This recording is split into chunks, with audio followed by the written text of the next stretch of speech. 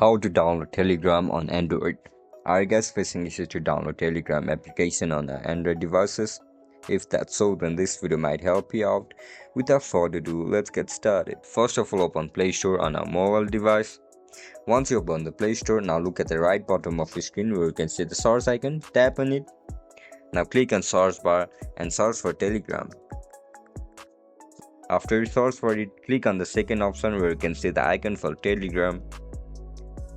Now tap on install. As soon as you click on install, your app will start to download. It will vary according to your Wi-Fi speed.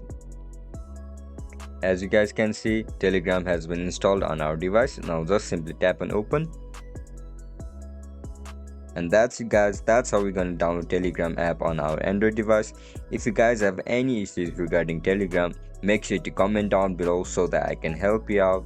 If you guys have any issues, if you guys found this video helpful, don't forget to like, share and subscribe to our channel. See you in the next one. Bye bye.